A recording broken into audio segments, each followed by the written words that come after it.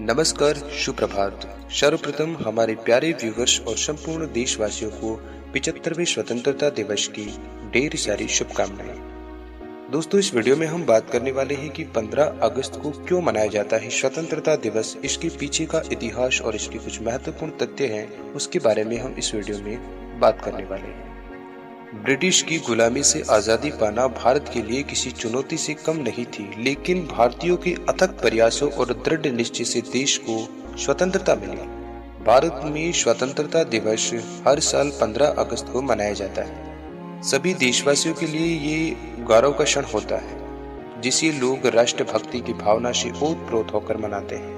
Independence day अर्थात स्वतंत्रता दिवस पर देश में राष्ट्रीय अवकाश घोषित रहता है। उत्साह और जश्न के इस माहौल में दिल्ली के लाल किले पर प्रधानमंत्री तिरंगा फहराते हैं। लेकिन ये जानना बहुत जरूरी है कि 15 अगस्त को ही स्वतंत्रता दिवस क्यों मनाया जाता है। साल 1947 को 15 अगस्त के दिन आजादी मिली थी। अंग्रेजों के जुल्मों को करीब 200 साल तक झेलने के बाद मिली मुक्ति में कई स्वतंत्रता सेनानियों ने अपने खून की आहुति दी। ऐसे में हर भारतीय के लिए ये दिन बहुत महत्वपूर्ण और गौरवमय है। लोग स्वतंत्रता दिवस पर सेनानियों द्वारा किए गए अप्रतिम त्याग और बलिदान को याद करते हैं। ब्रिटिश की गुलामी से आजादी पाना भारत के लिए किसी चुनौती से कम नहीं थी, लेकिन भारतीयों के अथक प्रयासों और दृढ़ निश्चय से देश स्वतंत्र को पाया। 15 अगस्त 1947 को भारतीय विधानसभा को पूर्ण विधायी शक्तियां प्रदान की गई। स्वतंत्रता सेनानियों ने अपनी और अपने परिवार का ख्याल किए बिना नई पीढ़ियों के लिए देश को छोड़ दिया। अंग्रेज शासक इस दिन नहीं करना चाहते थे आजाद, यानी कि जो अंग्रेजी हुकूमत थी वो इस दिन सत्ता का हस्तांतरण नहीं करना चाहती थी, इस दिन भारत को आजाद नहीं करना चाहती थी। बताया जाता है कि अंग्रेजों ने लॉर्ड माउंटबेटन को वाइसराय बनाकर भारत भेजा था।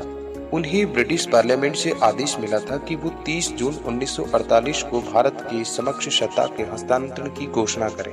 हालांकि बाद में भारत के आखिरी गवर्नर जनरल सी राजगोपालाचारी ने माउंटबेटन पर 15 अगस्त 1947 को भारत की आजादी की घोषणा करने के लिए दबाव डाला। दोस्तों, वीडियो के अंत में हम कुछ ऐसे महत्वपूर्ण तथ्य हैं उसके बारे में बात करेंगे। आजादी की घोषणा के साथ देशवासियों को सबसे पहले लाल किले से संबोधित किया था पंडित जवाहरलाल नेहरू ने। आजादी के समय भारत का कोई राष्ट्रगान नहीं था, अर्थात जिस वक्त देश आजाद हुआ था, स्वतंत्र हुआ था, उस वक्त भारत का कोई नेशनल एंथम नहीं था, कोई राष्ट्रगान नहीं था। 1911 में रविंद्रनाथ ठाकुर द्वारा रचित भारत भाग्य विधाता को जन गण मन नाम से 24 जनवरी 1950 को भारत के राष्ट्रगान का दर्जा दिया गया।